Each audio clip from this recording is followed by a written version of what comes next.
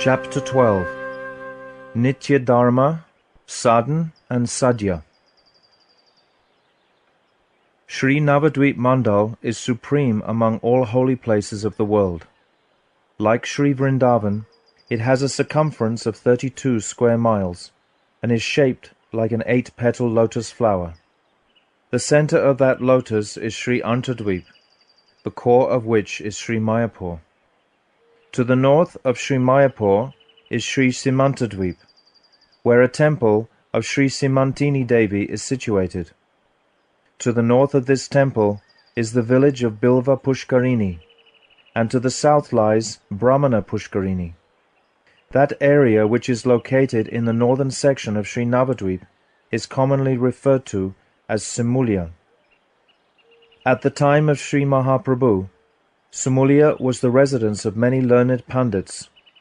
The father of Sachidev, Sri Nilambara Chakravarti Mahashai, had also lived in this village. Now, not far from where Nilambara Chakravarti's house still stood, lived a Vedic Brahmana named Brajanath Bhattacharya. Brajanath had been brilliant from his childhood. He had studied in a Sanskrit school in Bilva Pushkarini and had become such a superior scholar of the science of logic, Nyaya Shastra, that his ingenious and innovative arguments embarrassed and intimidated all the renowned scholars of Bilva Pushkarini, Brahmana Pushkarini, Mayapur, Godruma, Madhyadvip, Armagata, Samudraga, Kulia, Puravashtali, and other places.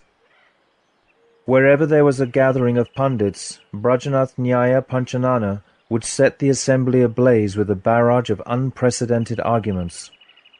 Among these Pandits was a cruel-hearted logician named Nayika Chudamani, who was deeply mortified by the wounds he had received from the sharp blows of Brajanath's logic.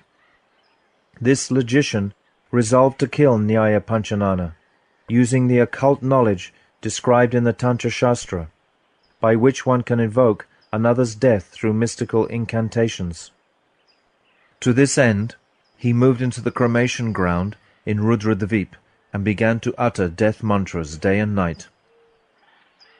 It was Amavasya, the night of the new moon, and dense darkness pervaded all the 4 directions. At midnight, Nyayika Chudamani sat in the middle of the cremation ground and called out to his worshipable deity, "O Mother, you are the only worshipable deity in this Kali Yuga. I have heard that you become pleased simply by the recitation of a few mantras, and that you easily bestow benediction upon your worshippers. O Goddess with a terrifying face, this servant of yours has undergone tremendous hardship in reciting your mantras for many days. Please be merciful upon me just once. O Mother, although I am plagued with many faults, you are still my mother. Please excuse all my faults and appear before me today." In this way, repeatedly calling out with cries of distress, Nyaya Chudamani offered oblations in the fire while uttering a mantra in the name of Brajanath Nyaya Panchanana. How astonishing was the power of that mantra! The sky immediately became overcast with a mass of dense dark clouds.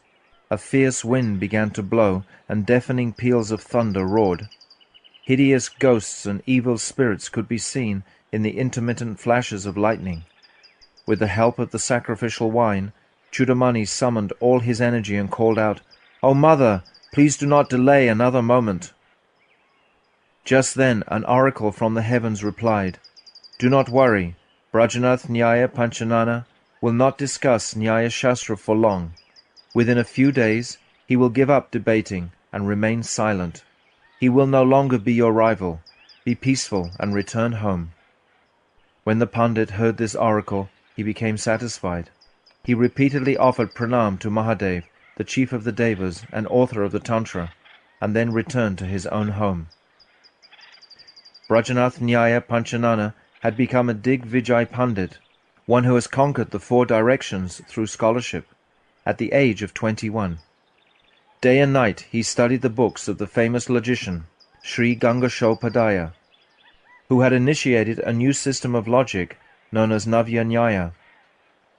Brajanath had found many faults in Raghunath Kanai Bhatta Shiromani's Diditi, which was a celebrated commentary on Gangoshopadhyay's Tattva Chintamani, and he had begun to write his own commentary. Although he never thought of material enjoyment, the word Paramartha, spiritual reality, never so much as entered his ears. His single focus in life was to initiate logical debates using the concepts and terminology of Nyaya, such as avacheda, the property of an object by which it is distinguished from everything else; vyavacheda, exclusion of one object from another; gata, a clay pot; and pata, a piece of cloth. While sleeping, dreaming, eating, or moving about, his heart was filled with thoughts about the nature of objects, the nature of time, and the peculiarities of aqueous and terrestrial properties. One evening, Brajanath was sitting on the bank of the Ganga, contemplating the 16 categories propounded by Gautam in his system of logic, when a new student of the Nyaya Shastra approached him. "Nyaya Panchanana Mahashai," said the student, "have you heard Nimai Pandit's logical refutation of the atomic theory of creation?" Nyaya Panchanana roared like a lion. "Who is Nimai Pandit? Are you speaking about the son of Jagannath Mishra? Tell me about his logical arguments." The student said, "A great person named Nimai Pandit lived in Navadvip just a short time ago. He composed many innovative logical arguments related to the Nyaya Shastra, and thus embarrassed Kanai Bhatta Shiromani. During his time, there was no scholar equal to him in mastery of the Nyaya Shastra. Yet, even though he was so adept in the Nyaya Shastra, he considered it quite insignificant. Indeed, he regarded not only the Nyaya Shastra, but the entire material world as trifling. He therefore adopted the life of a wandering mendicant in the renounced order, and travelled from place to place propagating the chanting of Harinam. Present-day Vaishnavas accept him as Purna Brahman, the Supreme Personality of Godhead, and they worship him with the Sri Gaura Hari Mantra. Nyaya Panchanana Mahashai, you must look into his dialectical arguments at least once." After hearing such praise of Nimai Pandit's logical reasoning, Brajanath Nyaya Panchanana became quite curious to hear his arguments. With difficulty, he was able to collect a few of those arguments from various sources. Human nature is such that when one develops faith in a particular subject, he will naturally feel regard for the teachers of that subject. Moreover, for various reasons, common people do not easily develop faith in exalted personalities who are still living, whereas they tend to develop great faith in the activities of Mahajans who have passed away. Nyaya Panchanana developed unshakable faith in Nimai Pandit by studying his logical thesis. Brajanath would say, "O Nimai Pandit, if I had been born during your time, there is no telling how much I could have learned from you. O Nimai Pandit, kindly enter my heart just once. You are truly Purna Brahma, for otherwise how could such extraordinary logical arguments have come from your mind? You are undoubtedly Gaura Hari, for you have destroyed the darkness of ignorance by creating such remarkable arguments. The darkness of ignorance is black, but you have removed it by becoming Gaura, fair-complexioned. You are Hari, because you can steal the minds of the entire world. You have stolen away my heart with the ingenuity of your logic." Repeatedly speaking in this way, Brajanath became somewhat frantic. He called out loudly, "O Nimai Pandit, O Gaura Hari, please be merciful to me. When will I be able to create logical arguments like yours? If you are merciful unto me, there is no telling how great a scholar of the Nyaya Shastra I may become." Brajanath thought to himself, "It seems to me that those who worship Gaura Hari must also be attracted to Nimai Pandit's scholarship in Nyaya, just as I am. I should go to them and see whether they have any books that he has composed on Nyaya." Thinking like this, Brajanath developed a desire to associate with the devotees of Gauranga. By constantly uttering the pure names of Bhagavan, such as Nimai Pandit and Gaura Hari, and by desiring to associate with the devotees of Gaura, Brajanath earned tremendous sukriti. One day, While Brajanath was taking a meal with his paternal grandmother, he asked, "Grandmother, did you ever see Gaura Hari?" Upon hearing the name of Sri Gauranga, Brajanath's grandmother nostalgically remembered her childhood and said, "Ah, what an enchanting form he had! Alas, will I ever behold his beautiful sweet form again? Can anyone who has seen that captivating form ever engage her mind in domestic affairs again?" When he performed Harinam Kirtan, absorbed in ecstatic trance, the birds, beasts, trees, and creepers of Navadvip would completely lose consciousness of the external world due to intoxication of prem. Even now, when I contemplate these thoughts, an incessant flow of tears streams uncontrollably from my eyes and soaks my breast. Brajanath inquired further, "Do you recall any pastimes that he performed?" Grandmother replied, "I certainly do, my son. When Sri Gauranga would visit the house of his maternal uncle with Mother Sachi, the elderly ladies of our house fed him shak, spinach, and rice. He would praise the shak very highly and eat it with great love." At that precise moment, Brajanath's own mother placed some shak on his plate. Seeing it and appreciating the serendipity of the moment, Brajanath became overjoyed. "This is the beloved shak of the logician Nimai Pandit," he said, and ate it with the utmost reverence. Although Brajanath was completely lacking in transcendental knowledge of absolute reality, he became extremely attracted to Nimai Pandit's brilliant scholarship. Indeed, the intensity of his attraction could not be estimated. Even the name of Nimai was a delight to his ears. When mendicants came to beg alms uttering Jai Sachinandan, he received them warmly and fed them. He would sometimes go to Mayapur, where he would hear the Babajis chanting the names of Gauranga, and he would ask them many questions about Gauranga's triumphant activities in the field of scholarship and learning. After a few months of these activities, Brajanath was no longer his former self. Previously, Nimai's name had pleased him only in connection with his scholarship in Nyaya, but now Nimai pleased him in all respects. Brajanath lost all interest in studying and teaching Nyaya, and no longer had any taste for dry arguments or debate. Nimai the logician no longer had any standing in the kingdom of his heart, for Nimai the devotee had usurped all authority. Brajanath's heart would begin to dance when he heard the sound of mridanga and kartals, and he would offer pranam within his mind whenever he saw pure devotees. He displayed great devotion towards Sri Navadvip, respecting it as the birthplace of Sri Gauranga Dev. When rival pandits saw that Nyaya Panchanana had become soft-hearted, they were very pleased at his condition. Now they could openly step out of their houses without fear. Nyayika Pandit thought that his worshipable deity had rendered Brajanath inactive, and there was no longer any need to be afraid. One day, while Brajanath was sitting in a secluded place on the bank of the Bhagirathi, he thought to himself, "If such a profound scholar of the Nyaya Shastra as Nimai could renounce logic and adopt the path of bhakti, what fault would there be if I should do the same? While I was obsessed with Nyaya, I could not apply myself to the cultivation of bhakti, nor could I bear to hear the name of Nimai. In those days, I was so immersed in the Nyaya Shastra that I could not even find time to eat, drink, or sleep. Now I see things quite the opposite way. I no longer contemplate the topics of the Nyaya Shastra. Instead, I always remember the name of Gauranga. Still, even though the ecstatic devotional dancing of the Vaishnavas captivates my mind, I am the son of a Vedic Brahmana. I was born in a prestigious family, and I am highly respected in society. Although I truly believe that the behavior and conduct of the Vaishnavas is excellent, it is inappropriate for me to adopt their ways outwardly. There are many Vaishnavas in Sri Mayapur at Kola Bangadanga, where Chandkazi broke the mridanga to stop the Sankirtan, and at Vairagi Danga, the place of Vaishnava asceticism.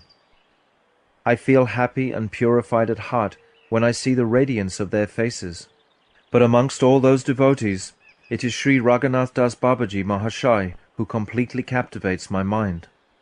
When I see him, my heart fills with faith. I would like to be by his side continuously and learn the Bhakti Shastras from him. It is said in the Vedas, Atmava are drastavya, shrotavyo mantavyo niditya sitavya. One should see, hear about, think of, and meditate on the Supreme Absolute Truth. In this mantra, the word mantavya means to be thought of, to be considered or examined, to be admitted or assumed, to be approved or sanctioned, or to be called into question. Although this word suggests that one should acquire Brahmagyan by studying the Nyaya Shastra, the word Shrotavya, to be heard or learned from a teacher, implies the necessity for something greater. So far, I have spent much of my life in useless arguments and debate. Now I long to dedicate myself to the feet of Sri Gaura Hari. It will therefore be most beneficial for me to go after sunset and take darshan of Sri Raghunath Das Babaji Mahashai. Brajanath set out for Sri Mayapur at the close of day. The sun was rapidly vanishing below the western horizon, but its crimson rays were still dancing amidst the treetops. A gentle breeze blew from the south, and birds flew in various directions, returning to their nests. The first few stars were gradually appearing in the sky. As Brajanath arrived in Srivasanga, the courtyard of Srivas Thakur's house, the Vaishnavas began Sandhya Arti in worship of Bhagavan, chanting and singing with sweet voices. Brajanath took his seat on a platform beneath a bakula tree. His heart melted as he heard the Arti Kirtan of Gaura Hari, and when it ended, the Vaishnavas joined him on the platform. At that time, the elderly Raghunath Das Babaji Mahashai came and took a seat on the platform, chanting Jai Sachinandana, Jai Nityananda, Jai Rup Sanatan, Jai Das Goswami. As he did so, everyone rose and offered him Dandavat Pranam, and Brajanath also felt compelled to do the same. When the aged Babaji Mahashai saw the extraordinary beauty of Brajanath's face, he embraced him and requested him to sit by his side. "Who are you, my son?" asked Babaji. Brajanath replied, "I am one who is thirsting for the truth, and I long to receive some instruction from you." A Vaishnava seated nearby recognized Brajanath and said, "His name is Brajanath Nyaya Panchanana. There is no scholar of Nyaya equal to him in all of Navadvip. But now he has developed some faith in Sachinandan." Hearing of Brajanath's vast erudition, the elderly Babaji said courteously, "My dear son, you are a great scholar, and I am a foolish and wretched soul. You are a resident of the holy Dham of our Sachinandan, and we are therefore objects of your mercy. How can we instruct you? Kindly share with us some of the purifying narrations of your Gauranga, and pacify our burning hearts." As Babaji Maharaj and Brajanath conversed in this way, the other Vaishnavas gradually arose and dispersed to resume their respective services. Brajanath said, "Babaji Mahashai, I was born in a Brahmana family, and as a result I am very proud of my learning. Because of my egoism of high birth and knowledge, I think this earth is within the grip of my hand. I have no idea how to honor sadhus and great persons. I cannot say by what good fortune I have awakened faith in your character and behavior. I wish to ask you a few questions. Please answer them, understanding that I have not come to you with any ulterior motive." Brajanath then asked Babaji Mahashai fervently, "Kindly instruct me. What is the jiva's ultimate goal of life, Sadhya, and what is the means, sadhan, to attain that goal? While I was studying the Nyaya Shastra, I concluded that the jiva is eternally separate from Ishvara, and that the mercy of Ishvara is the only cause of the jiva's obtaining mukti. I have understood that the particular method by which the mercy of Ishvara may be obtained is called sadhan. The result that is achieved through sadhan is known as sadhya. I have probed the Nyaya Shastra many times with the inquiry as to what are sadhya and sadhan. However, the Nyaya Shastra remains completely silent on this point. It has not supplied me with the answer. Please tell me your conclusions regarding Sadhya and Sadhana. Sri Raghunath Das Babaji was a disciple of Sri Raghunath Das Goswami, and he was not only an erudite scholar, but also a self-realized saint. He had lived for a long time at Radhakund, under the shelter of Sri Das Goswami's lotus feet, and every afternoon he had heard from him the pastimes of Sri Chaitanya Dev. Raghunath Das Babaji would regularly discuss philosophical truths with Krishnadas Kaviraj Mahashai, and whenever some doubt arose, they resolved it by inquiring from Sri Das Goswami. After both Raghunath Das Goswami and Krishnadas Kaviraj Goswami left this world, Sri Raghunath Das Babaji came to Sri Mayapur and became the principal Pandit Babaji in Sri Gauda Mandal. He and Prem Das Paramahamsa Babaji Mahashai of Sri Gaudaram often discussed topics of Sri Hari, absorbed in Prem. Babaji, Nyaya Panchanana Mahashai. Anyone who studies the Nyaya Shastra and then inquires about Sadhya and Sadhana is certainly blessed in this world, because the chief aim of the Nyaya Shastra is to compile axiomatic truths through logical analysis. It is a waste of time to study the Nyaya Shastra just to learn how to engage in dry argument and debate. If one does so, his study of logic has produced an illogical result. His labor is futile, and he has spent his life in vain. Sadhya means the truth, tattva, that is attained by undertaking a specific practice. The practice is called sadhana, and it is the means that one adopts to obtain that sadhya, goal. Those who are bound by Maya view different objects as the ultimate goal of life, according to their individual tendencies and qualifications. In reality, however, there is only one supreme goal. There are three goals that one may try to attain, and different individuals will choose one or the other according to their tendency and adhikar, eligibility. These three goals are bhukti, material enjoyment, mukti, liberation, and bhakti, devotional service. Those who are ensnared in worldly activities and who are distracted by desires for material pleasure take bhukti as their goal. The Shastras are compared to a cow, Kamadhenu, that fulfills all desires. For a human being can obtain whatever object he desires from them. The Shastras, dealing with Kamakanda, have explained that material enjoyment is the sadhya, goal, for those who are eligible to engage in fruitive action. And these Shastras delineate all varieties of material pleasure that one could possibly strive to attain in this world. The jivas who have accepted material bodies are particularly fond of sensual enjoyment, and the material world is an abode to facilitate this. The pleasure one enjoys through the senses from birth until death is known as enjoyment pertaining to this life, ahika sukha. There are many different types of sensual pleasures that one may enjoy in the state one attains after death, and these are called amutrika sukha, enjoyment pertaining to the next life. For example, the pleasures of the celestial sphere include residing in Swaga, the higher planets, or Indraloka, the planet of Indra, and witnessing the dancing of the celestial society girls known as Apsaras, drinking the nectar of immortality, smelling the fragrant flowers, and seeing the beauty of the Nandana Kanana gardens, seeing the wonder of Indrapuri, hearing the melodious songs of the Gandharvas, and associating with the celestial damsels known as the Vidyadharis.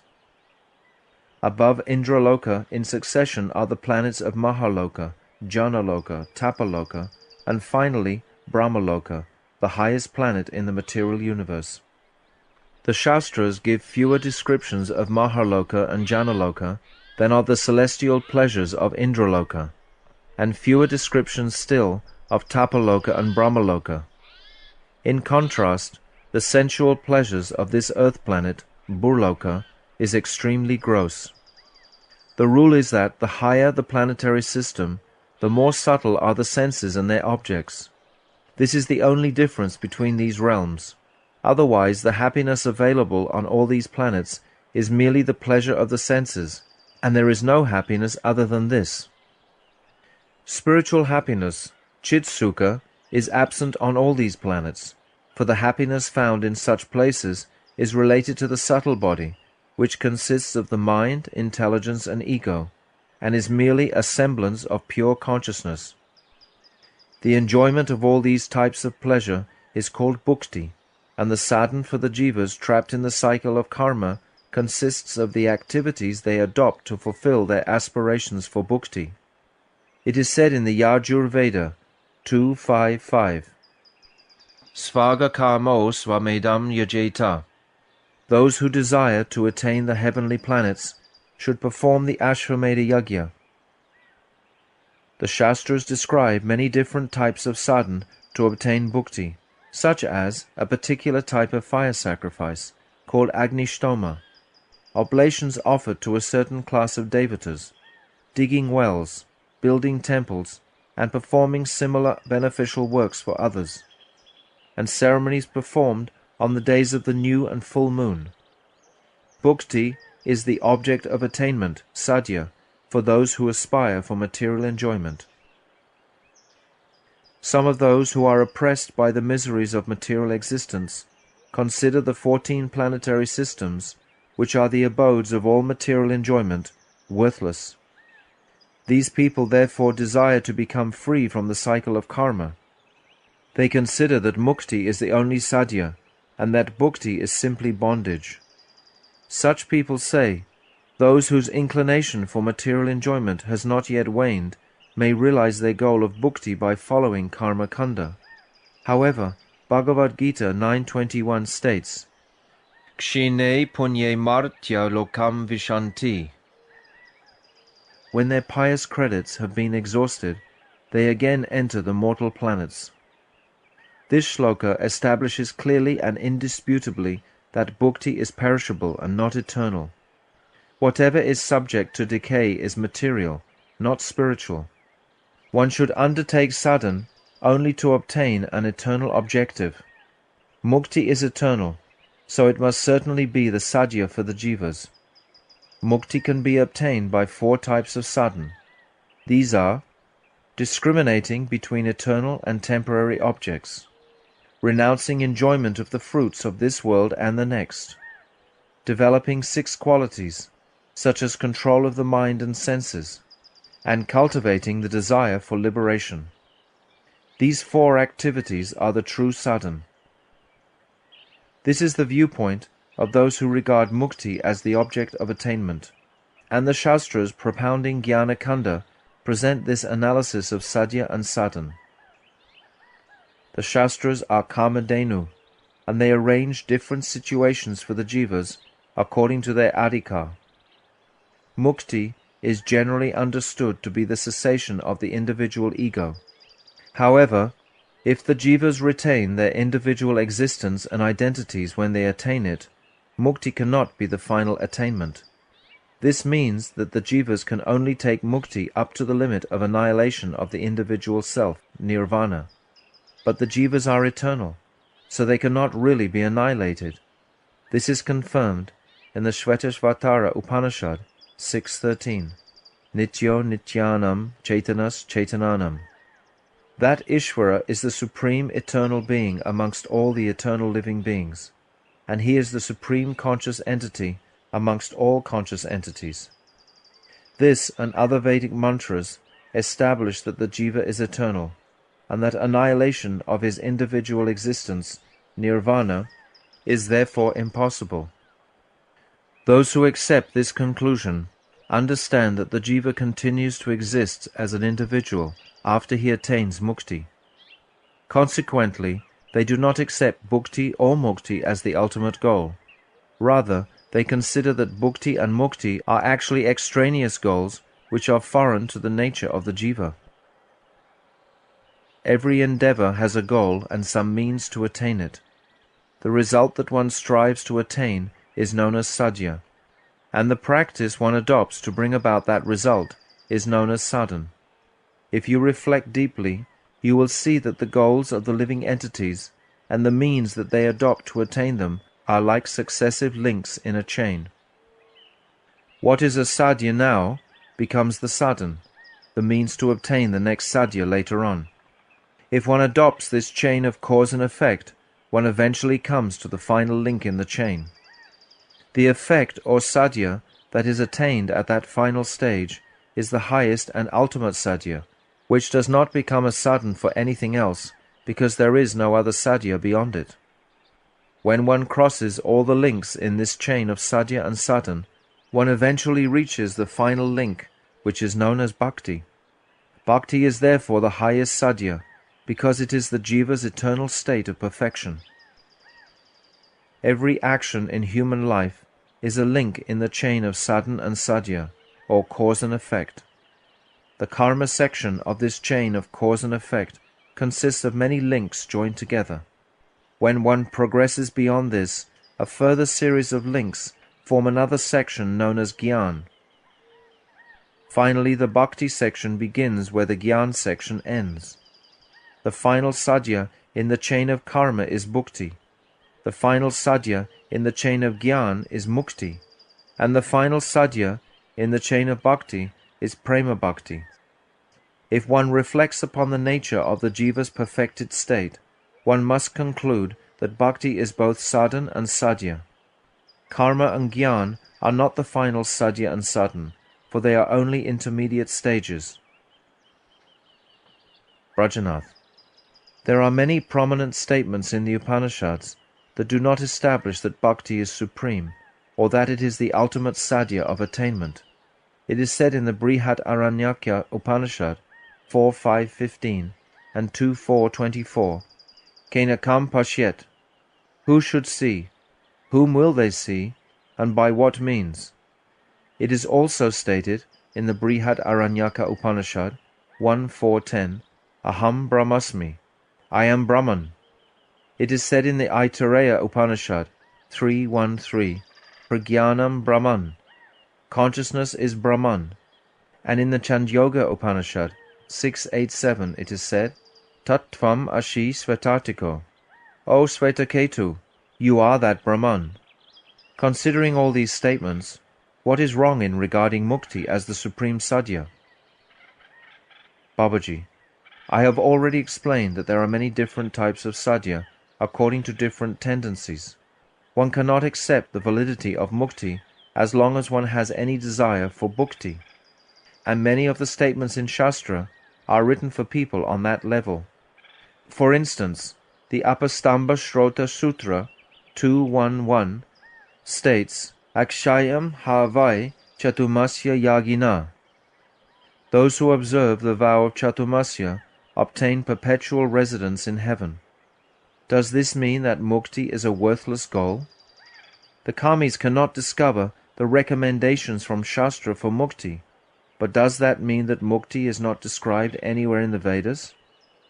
A few of the rishis who recommend the path of karma maintain that renunciation is only prescribed for those who are incompetent, and that those who are competent should perform karma. This is not actually true. These instructions are given for people on lower levels of spiritual advancement in order to promote their faith in their respective positions.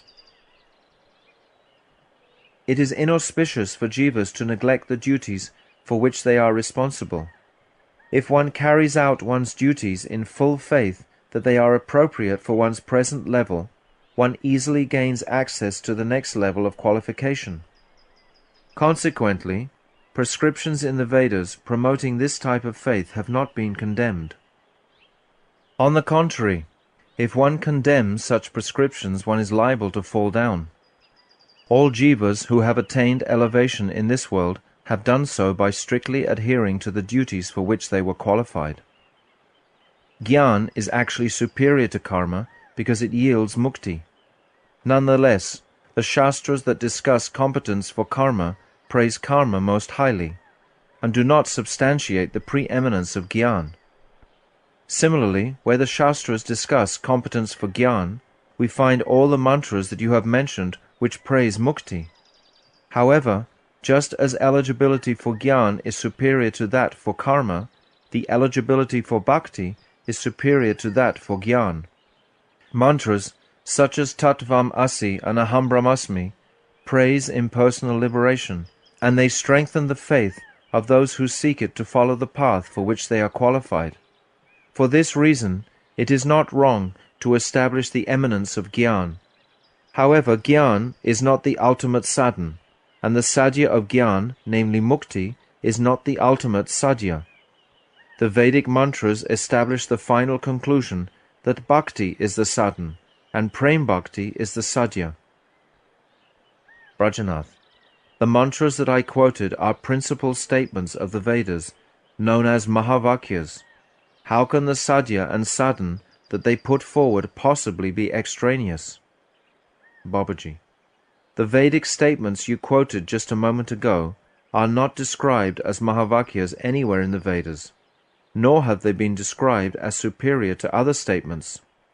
Teachers of Gyan have proclaimed that these statements are Mahavakyas in order to establish the preeminence of their own doctrine. But in reality, Pranava, Om, is the only Mahavakya. All other Vedic statements relate only to particular aspects of Vedic knowledge. It would not be incorrect to refer to all the statements of the Vedas as Mahavakyas. However, it is dogmatic to single out one particular statement of the Vedas as the Mahavakya, and to label all others as ordinary. Those who do so are committing an offense to the Vedas.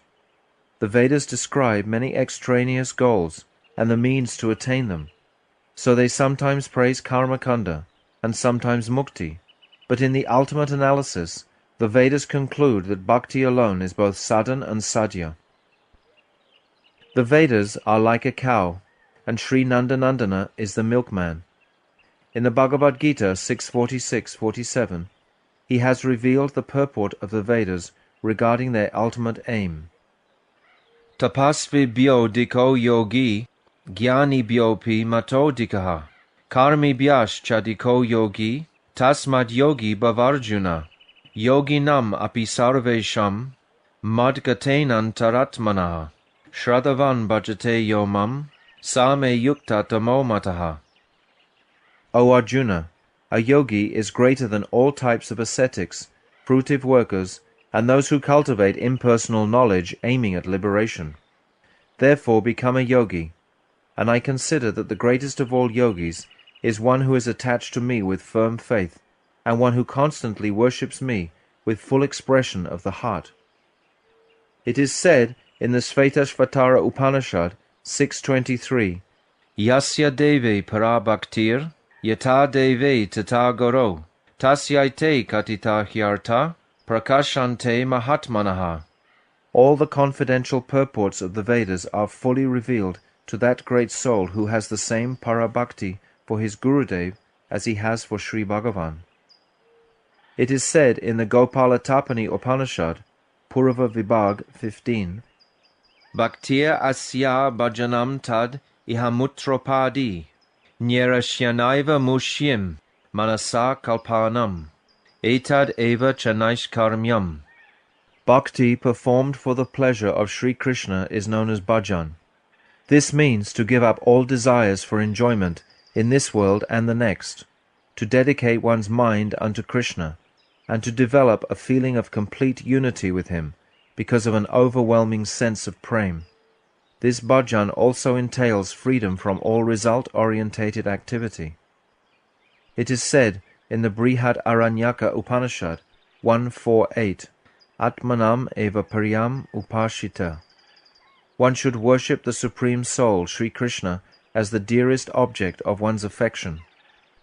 In the Brihad Aranyaka Upanishad 4.5.6, it is also said, Atmava are drastavya, shrotavyo mantavyo niditya sitavya. O Maitreyi, one should see, hear about, think of, and meditate upon the Supreme Absolute Truth, Paramatma. When one studies these Vedic statements carefully, it is clear that bhakti is the best form of sadhan. Brajanath. The Karmakanda section of the Vedas gives instructions to perform bhakti to Ishvara, who bestows the results of all action. In the Gyan Kanda section, we also find instructions to satisfy Hari by performing bhakti through the medium of the 4 types of sadhan, known as sadhan chatushtaya. So how can bhakti be the sadhya if it is the means to obtain bhukti and mukti? Since bhakti is the means, it ceases to exist when it produces bhukti or mukti. This is the general principle. Please educate me on this question. Babaji, it is true that performing the regulated practices sadhan of bhakti in karma kanda gives material enjoyment, and bhakti sadhan performed in gyan kanda gives mukti. One cannot achieve any result without satisfying Bhagavan, and he is only satisfied by bhakti. He is the reservoir of all potencies, and whatever potency is found within the jivas, or within inert matter, is only an infinitesimal display of his potency. Karma and Gyan cannot satisfy Bhagavan. They can only produce results with the help of Bhakti Abhas, and not independently. For this reason, it is enjoined that the practice of karma and Gyan should include at least some semblance of bhakti. Accordingly, the bhakti seen in karma and Gyan is a mere semblance of devotion, not Shuddha bhakti, and it is this Bhakti Abhas that is instrumental in bringing forth the results of those pursuits. There are 2 types of Bhakti Abhas, pure Bhakti Abhas and adulterated Bhakti Abhas. I shall describe pure Bhakti Abhas later, but for the present you should know that there are 3 types of adulterated Bhakti Abhas. These are Bhakti Abhas adulterated with fruit of action, Bhakti Abhas adulterated with monistic knowledge, and Bhakti Abhas adulterated with both fruit of action and monistic knowledge. While a person is performing a yajna, he may say, O Indra, O Pushana, the Devata of the sun, please be merciful and give us the results of this yajna. All activities exhibiting a semblance of bhakti adulterated with this type of desire are known as a semblance of bhakti adulterated with fruit of action. Some magnanimous souls have referred to this type of adulterated bhakti as devotion mixed with fruit of action, karma mishra bhakti. Others have described it as activities to which the symptoms of bhakti are indirectly attributed, aropa siddha bhakti. Another person may say, O Yadunandana, I have come to you out of fear of material existence. I chant your name, Hare Krishna, day and night. Please grant me liberation. O Supreme Lord, you are Brahman. I have fallen into the trap of Maya. Please deliver me from this entanglement, and let me merge in oneness with you. These sentiments are a semblance of bhakti, adulterated with monistic knowledge. Some magnanimous souls have described this as devotion mixed with monistic knowledge, Gyan Mishra Bhakti, and others as activities to which the symptoms of bhakti are indirectly attributed, Aropa Siddha Bhakti. These adulterated forms of devotion are different from Shuddha Bhakti. It is said in the Gita 6.47, Shradhavan bhajate yomam sa me yukta tamo mataha. I consider that one who worships me with faith is the best of all yogis. The bhakti to which Sri Krishna is referring in this statement is Shuddha Bhakti, and this is our sadhan. When it is perfected, it is prem. Karma and Gyan are the means to obtain bhukti and mukti, respectively.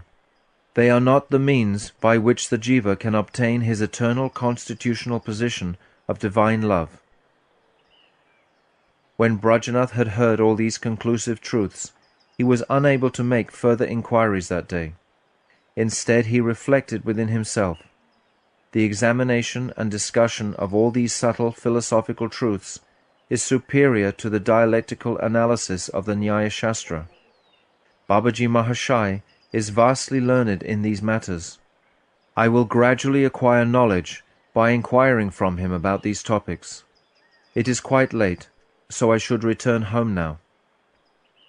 Thinking thus, he said, Babaji Mahashai, today by your mercy I have received essential superior knowledge. I would like to come to you from time to time to receive this type of instruction. You are a deeply realized scholar and a great teacher. Please be merciful to me. Kindly permit me to ask you just one more question today, since it is already late, and I will return home when I have heard your answer. Did Sri Sachinandan Gauranga write any book in which all of his instructions can be found? If he did, I am anxious to read it. Babaji Mahashai replied, Sriman Mahaprabhu did not write any book of his own, but his followers wrote many books on his order. Mahaprabhu personally gave the Jivas 8 instructions in the form of aphorisms named Shikshastika. These are like a necklace of jewels for the Bhaktas. In these 8 shlokas, he has imparted the instructions of the Vedas, the Vedanta, the Upanishads and the Puranas in a concise and confidential manner. Based on these confidential instructions, the Bhaktas have composed 10 fundamental principles known as Dashamula. This Dashamula succinctly describes both Sadhya and Sadhana with reference to the topics of Sambandha, Abhideya and Prayojan. You should understand this first. Whatever you order, it is my duty to fulfill, said Brajanath. You are my Shiksha Guru. I will come tomorrow evening and take instruction from you on Dashamula.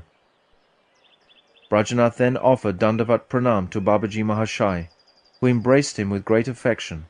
My son, said Babaji, you have purified the Brahmana lineage. It will give me great pleasure if you come tomorrow evening. Thus ends the 12th chapter of Jaiva Dharma, entitled Nitya Dharma, Sadhana and Sadhya.